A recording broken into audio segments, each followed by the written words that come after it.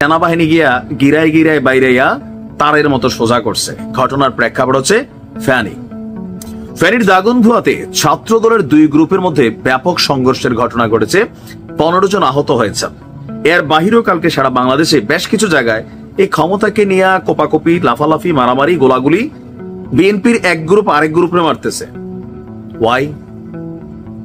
মানে মাত্র তো 6 মাস হলো, গেল 3 দিন আগে না ভাই ধানমন্ডি 32-এর নমুনা দেখা বোঝেন নাই যে এই ইট কিন্তু রাইখা দিছে পোলাপাইন। তারা কি বলছে ইট খালি মুজিব ঘরের উপর দিয়ে চলবে? তারা কিন্তু বলছে যেটা রাইখা দিলাম ভবিষ্যতের জন্য। শিক্ষা নেন। এখন আমরা যখন এগুলা বলি এতদিন ভাল লাগছে ভাই, আওয়ামী লীগের সময় ছাত্রলীগের দুর্নীতি বেশি বেশি প্রকাশ করেন, এখন যখন ছাত্র দলের গুলা বলবো অনেকের কাছে ভাল লাগবে না। আবার এক সময় যখন এরকম ইট টিট খাইয়া সাইডে হয়ে যাবেন তখন মনে হইব যে ভাই ঠিকই কইছিলেন। আমাদের কিন্তু সবাই শত্রু ভাবেন, আমরা কিন্তু উচিত কথাটাই বলি, ওয়ার্নিং দিই। তো এতে হয়েছে কি যে আপনার এই সংঘর্ষের ফলে স্থানীয় লোকাল এরিয়াতে যানবাহন আটকে গেছে, যানজট লেগে গেছে। পরিস্থিতি খারাপ দেখা আপনার আর্মি ক্যাম্পে ফোন দেওয়া হয়েছে। পরে সেনাবাহিনী এবং পুলিশ ঘটনাস্থলে এসে পরিস্থিতিকে নিয়ন্ত্রণে আনে। পুলিশ এবং সেনাবাহিনীর সূত্র বলছে যে জাভেদ গ্রুপের লোকজন মিছিল নিয়ে বাজারের দিকে আসলে জেলা ছাত্র দলের সহসভাপতি ফটিক কাকু, না মানে ফটিক ভাই, তিনি মানে লোকবল নিয়ে আইসা বাধা দেন জাভেদ ভাইরে। জাভেদ ভালো হয়ে যা, রাজপথ আমার, আম দা কিং, মানে এরকম মনে বলছে আর কি। হ্যাঁ, তো এরপরে হয়েছে কি এই নিয়ে দুজনের মধ্যে বাক্য বিনিময়। তারপরে একজন উঠা গেছে, বেটা এই হাত থাকতে মুখে কিসের কথা? রাইট, এতদিন কিলানোর মানুষ পাই নাই, প্রয়োজনে নিজের তারারে কিলামো, বাট কিলাইয়া প্রমাণ করবো। শক্তিশালী মাঠে নামছে, এলাকাতে একটা আওয়াজ তোলো। এই আওয়াজ তুলতে গিয়া মনে করলেন যে লাগাইছে গ্যাঞ্জাম, দৌড়াদৌড়ি, বাজারে দোকানপাট বন্ধ, শাটার লাগাও, পিটাপিটি অবস্থা। পরিস্থিতি খারাপ হয় আপনার পুলিশ এবং সেনাবাহিনী এক পর্যায়ে এখানে আসতে বাধ্য হয়েছে। আহতরা নিরাপদ জায়গায় চিকিৎসা নেয়, ফলে তাদের পরিচয় জানা যায়নি। গেল 1 মাস থেকে বিএনপির আহ্বায়ক কমিটি ঘোষণা কেন্দ্র করে আকবর গ্রুপ এবং ফটিক গ্রুপের মধ্যে দফায় দফায় সংঘর্ষ হয়েছে। আর আমাদের কি বলে যে থানার পুলিশ বরাবর ক্ষমতায় যারা থাকে তাদের মানে ক্ষমতায় আসবে বা থাকবে ওই লেভেলেই মোটামুটি আমরা দেখলাম যে চলছে। এগুলো বন্ধ হবে কখন? অপারেশন ডেভিল হান্ট কিন্তু সরকার চালাচ্ছে, এটা কিন্তু বলে না যে আওয়ামী লীগের ডেভিল। আজকের দিনে বাংলাদেশের কোথাও যদি আওয়ামী লীগের 2টা গ্রুপ এরকম লাগালাগি করে, তাদের ব্যাপারে আমাদের আইন শৃঙ্খলা বাহিনীর ভূমিকা কি হবে চোখ বন্ধ করে বলা যায়। লোকাল পিপলের ভূমিকা কি হবে চোখ বন্ধ করে বলা যায়। বাট যখন অন্যান্য দলের মধ্যে এই ঘটনাগুলো ঘটছে, আমরা আসলে কি বুঝবো কেন তাদেরকে গ্রেপ্তার করা হচ্ছে না? ডেভিল হান্ট তো মাঠেই চলতেছে। এরা কি মানে অ্যাঞ্জেলের ডেভিল নাকি? মানে বুঝলাম না বিষয়টা। বিএনপির হাইকমান্ড থেকে নির্দেশনা কি জনাব তারেক রহমানের? প্রতিদিন বেচারা 1-2 বার লাইভে আসতেছেন, বক্তব্য দিচ্ছেন, গণমাধ্যমে আসতেছে, তারপরে প্রশাসন কোথাও না কোথাও হাত পা বাঁধা মনে হয়। আগামী দিনে ক্ষমতায় আসবে, চাটতে হবে। পরিবর্তনটা কখন হবে? আর এই যে আমরা যারা সুশীল জনতা, তারপর বৈষম্য বিরোধী ছাত্র আন্দোলন, জাতীয় নাগরিক কমিটি, আপনাদের এগুলোও দেখতে হবে। বিষয়গুলো হচ্ছে কি, পরিবর্তনটা করতে হলে একবারে রুট লেভেল থেকে উঠে আসতে হবে। যে চাঁদাবাজি নাই মানে নাই, এগুলা বন্ধ হইতে হবে ভাই। নয়তো আপনাদের কপাল এরকম ইট পাথর, দেশ তো এরকম 16 বছর মোটামুটি পলাই টলাই ছিলেন, এখন দেশে নামা শুরু করে আবারই শুরু হয়ে গেছে। কয়ে বেটা এ তুই আমার চিনস? তুমি কে? আমি নেতা, রাজপথে ছিলাম এতদিন এই আওয়ামী লীগ সরকারের সময়, কি তুমি আমারে চিনো না? এইটা কইয়ে মনে করলেন কলারও ধরছে। তুই হাইব্রিড, তুই হাইব্রিড। লোকাল এলাকা আমার, কয় আমার।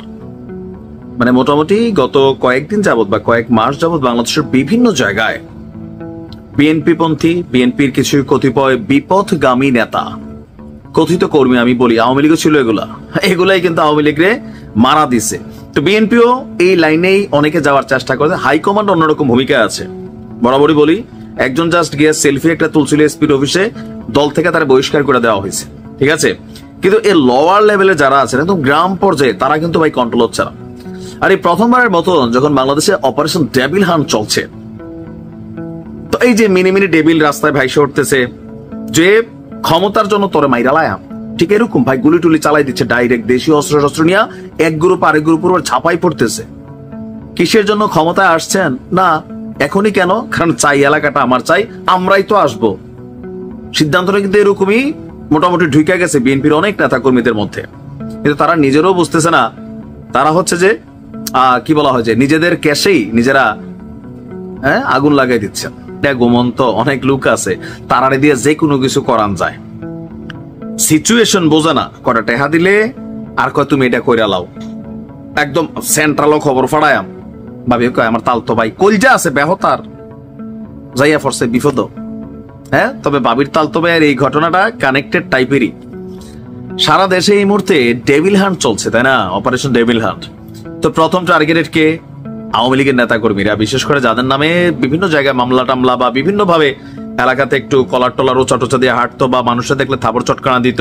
আবার অনেক ভালো মানুষই কিন্তু এই ডেভিল হান্টে কানেক্ট হইতে পারে।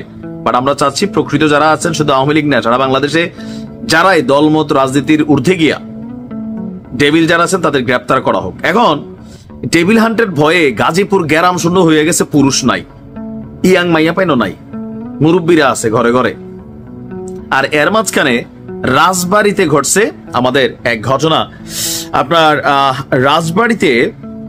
রাজবাড়ির পাংশা এলাকায় সাবেক রেলপথ মন্ত্রী জিল্লুল হাকিমের নির্দেশে আওয়ামী লীগের লিফলেট বিতরণের সময় যুবলীগের 3 কর্মীকে গ্রেপ্তার করেছে পুলিশ। এ সময় তাদের কাছ থেকে 30 পিস লিফলেট এবং 10টি বাঁশের লাঠি উদ্ধার করা হয়েছে। তবে বাঁশের লাঠিটা মনে ভুলে একটু বেশি লেগছে। 3 জন 10টা বাঁশ লইয়া কি করতেছে? লিফলেট তো ছোট হইতে পারে, এরকম মাঝে মাঝে হয় আর কি। যাই হোক, কিন্তু এই যে 3 জন, একজন মধ্যবয়সী, 2 জন হচ্ছে আমার মনে হয় একজনের বয়স 55-60-এর কাছাকাছি, আরেকজনের 40, আরেকজনের আশাপাশি 25-30। দলের লেগা আত্মত্যাগী কর্মী।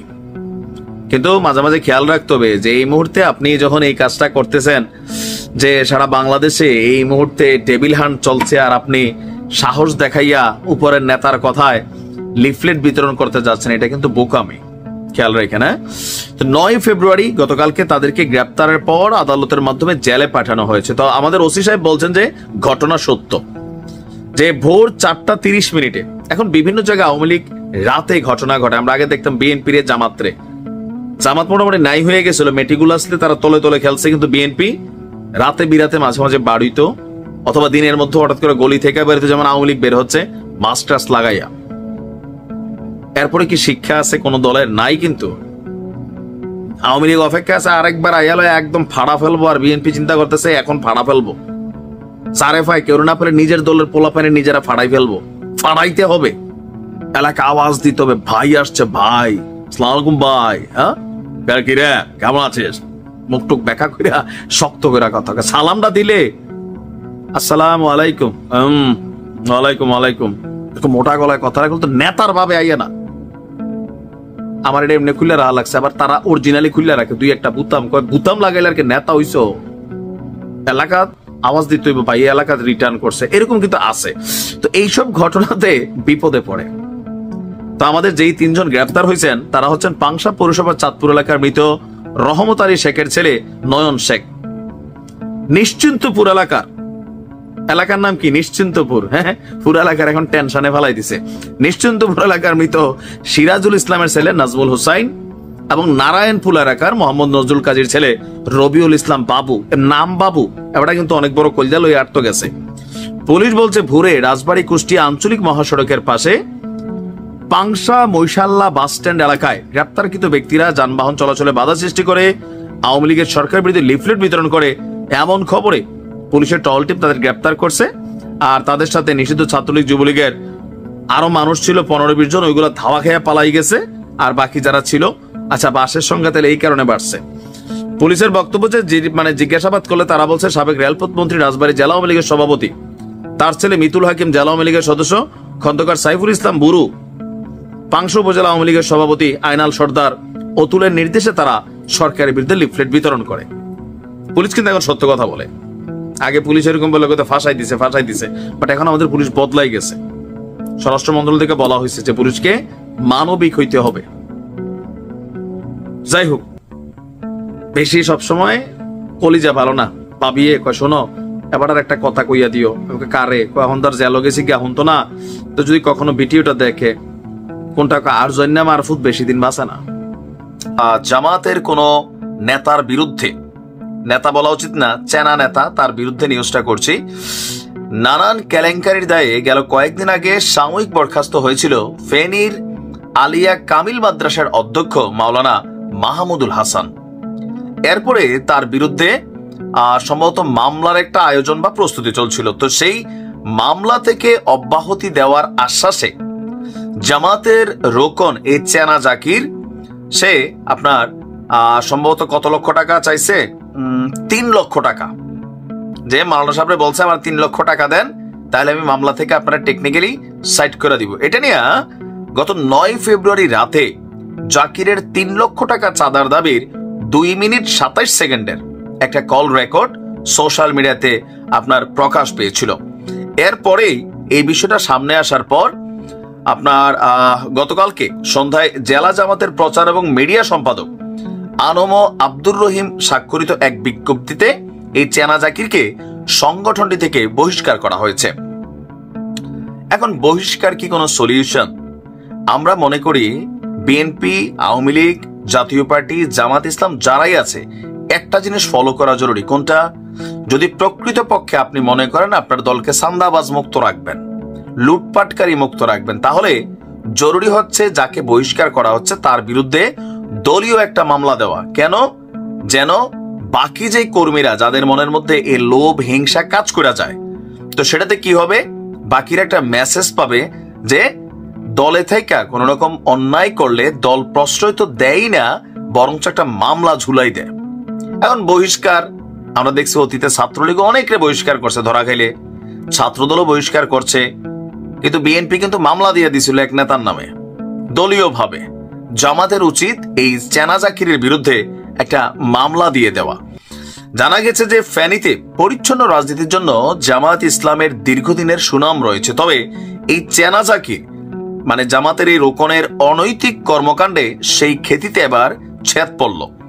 ইতিপূর্বে ফেনী জামায়াতের কোন নেতাকর্মীকে বাস, সিএনজি স্ট্যান্ড ইজারা নিয়ে চাঁদা আদায়ে সংশ্লিষ্টতা না পেলে এবারই ব্যতিক্রম চিত্র দেখা গেছে। জানা গেছে জামাতের এই রোকন জাকির হোসেন ফেনী শহর শ্রমিক ফেডারেশনের সহসভাপতির পদ ব্যবহার করে শহরের বিভিন্ন পরিবহন স্ট্যান্ড থেকে টাকা হাতিয়ে নিচ্ছে। সাম্প্রতিক সময়ে এই 6 মাসের ভিতরে চাঁদাবাজির খেলাতে আপনার সদর হাসপাতাল মোড়ের সিএনজি স্ট্যান্ড ঘিরে 70,000 এবং মহিপাল স্ট্যান্ড থেকে 1 লক্ষ টাকা চাঁদা নিয়েছে এই চেনা জাকির। এছাড়াও মুক্তিযোদ্ধার সন্তান না হয়েও মুক্তিযোদ্ধার সন্তান কমান্ড নামে একটি সংগঠনের অর্থ সম্পাদকেরও দায়িত্ব পালন করছেন অভিযোগ আছে। আর জেলা ছাত্রদলের সহসভাপতি যিনি আছেন, সুযোগ পাইছে তারাও, তো বলছে যে গত 14 আগস্ট রাতে আমার এক বন্ধু কুমিল্লা থেকে ফেনীর একটি হোটেলে রাত্রি যাপন করছিল। সেই মধ্যরাতে জাকির আকস্মিক সেই হোটেলে গিয়া তার বন্ধুর কাছ থেকে মোবাইল, নগদ অর্থ, মোটরসাইকেল সহ গুরুত্বপূর্ণ জিনিসপত্র ছিনিয়ে নিয়ে যায়। এ নিয়ে ফেনী মডেল থানায় একটি সাধারণ ডায়েরিও করা হয়েছে। তো জাকির ভাইয়ের বক্তব্য কি চেনা জাকিরের একটি গোষ্ঠী আমার বিরুদ্ধে ষড়যন্ত্র করছে, আমি এগুলা কোনো কিছুই করে নাই, ভুল শুনছেন। আর জামাতের আমির বলছেন যে জাকিরের বিরুদ্ধে নানান অভিযোগ রয়েছে, সেই কারণে সংগঠন বিষয়টিকে গুরুত্ব দিয়ে তাকে বহিষ্কার করছে। আর আমি মনে করি যে বহিষ্কার শুধুমাত্র সমাধান না, দলের পরিচ্ছন্ন ইমেজকে রাখতে হলে দল ভেদে যদি কেউ অন্যায় করে তার বিরুদ্ধে মামলা দেওয়া উচিত।